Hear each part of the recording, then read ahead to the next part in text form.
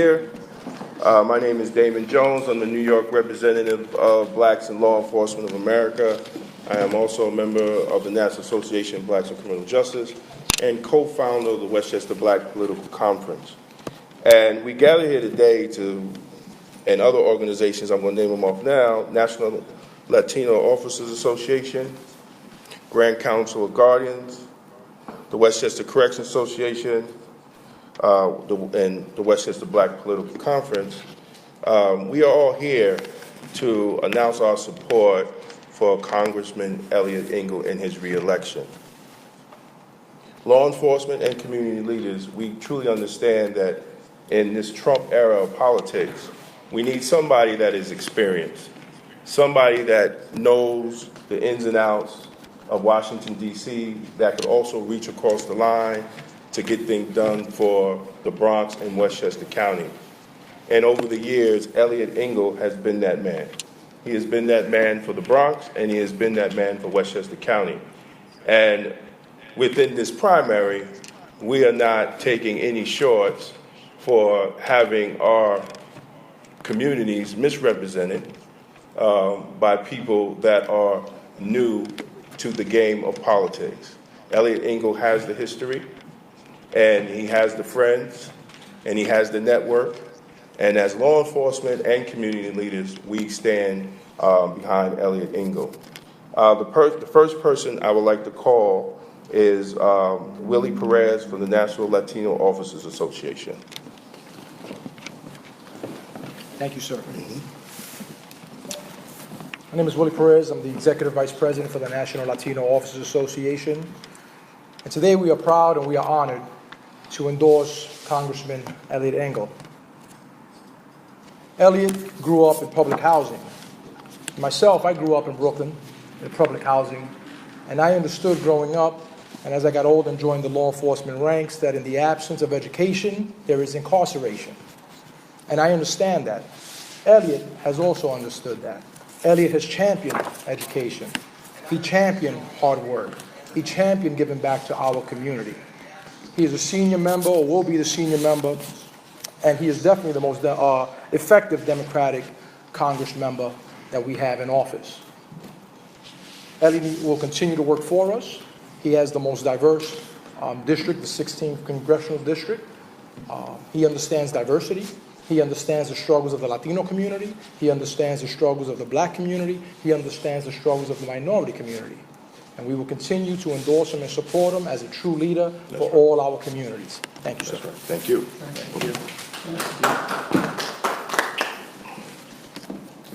Next up is Darren Green, who is the Long Island representative of Blacks in Law Enforcement of America, and he's also representing today for the Grand Council of Guardians Association.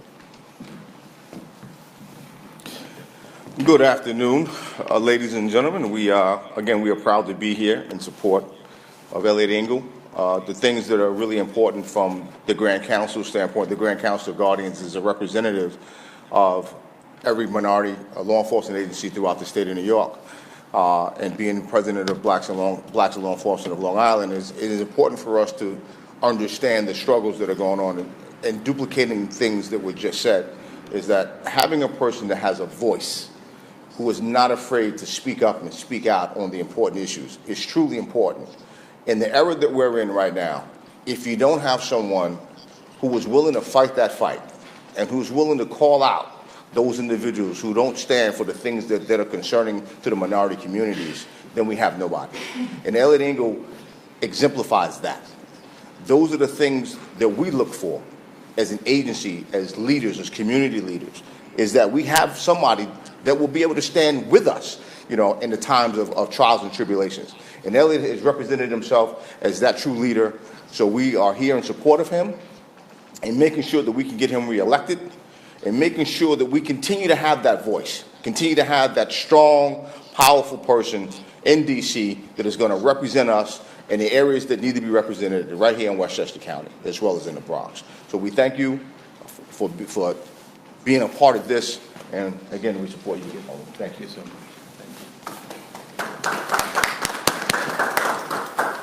Brooke Jones, who is the president of the Westchester Correction Association, was unable to make it, but as a member of that organization also, I speak for Brooke Jones, and the Westchester Correctional Association is fully behind the re-election of Congressman Elliot Engel.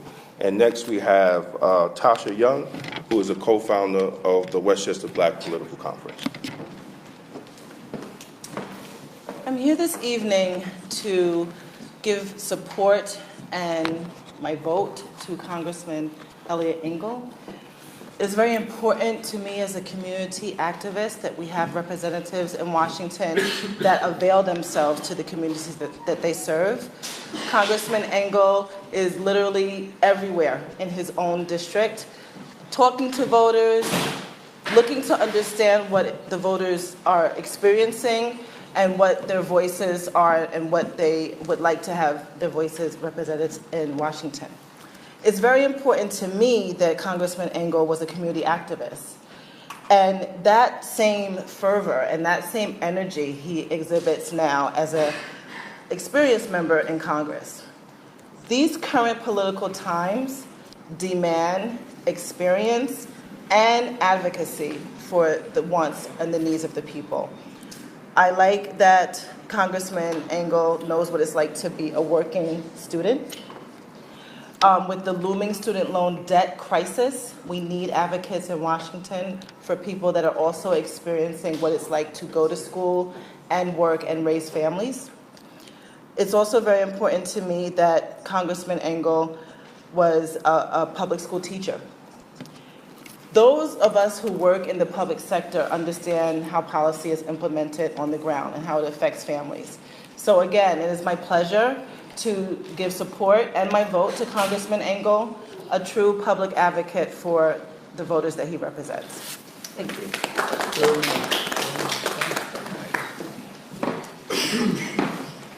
And without further ado, we'd like to introduce Congressman Elliot Engel.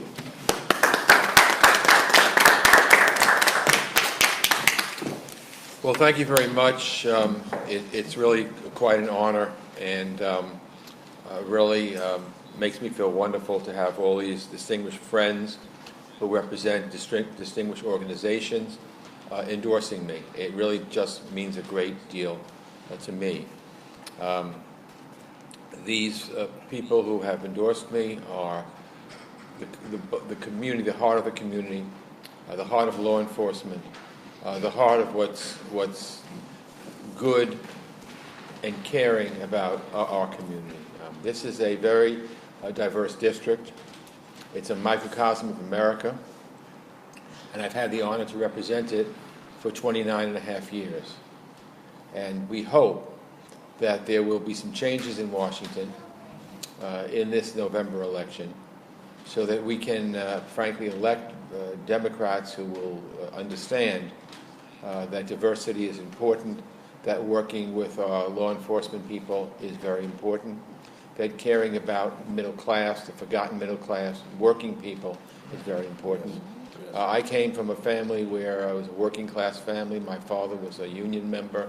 He was on the executive board of his union, the Ironworkers Union, for many, many years. So we were a union family. And I learned, we lived in public housing in the Bronx, and I learned from growing up how important it is that the middle class and working people be listened to and be respected. We don't always get that from the President of the United States and some other people that support him. But I have tremendous respect for the men and women who are standing next to me here, again, because they represent the backbone and the pillar of the community. If you don't have a community that is law-abiding, then you don't have a safe community. None of us want that. But at the same time, we understand that there are very real problems out there that people come into, and that government needs to be there to try to help people. One of the reasons I have my district office, one of my 3 district offices, right here in Mount Vernon, is because I want people to know that if I have a personal problem or a community concern, my slogan is no problem is too big or too small. And I thank my friends who have mentioned experience, because I was just asked by the media before, what about your opponents are saying it's time for a change? I said, well, what do you expect them to say? They're running against me. I'll let the voters decide that. I'm very happy to put myself in the arms of the voters. It's a 2-year term. I have a 2-year contract, and I asked the voters at the end of the 2 years to renew my contract. They've done that 15 times. You don't get voters to do that unless voters think that you're doing a good job and that you really care about them. Well, I hope I'm doing a good job. I do care about people, and I care about these wonderful people next to me who are supporting me. So, first responders, people who understand why this country became great because of diversity, that people just want a chance. We want to give people an opportunity so people who aren't in the middle class get to the middle class, and that people that are in the middle class can be even higher in terms of economic wealth. We've had enough with too many one percenters running the show, including the President of the United States, who wouldn't know compassion if it hit him in the head. So all I can say is just thank you. I always joke that I wish when someone says such wonderful things about me, I wish that 2 of the women in my life could be here to hear. One is my late mother, and one is my wife. And I want to assure you that my wonderful mother, whom I miss, would believe every wonderful thing you said about her. And my wife would say, who are they talking about? So thank you so much. I'm really honored with these endorsements. Thank you.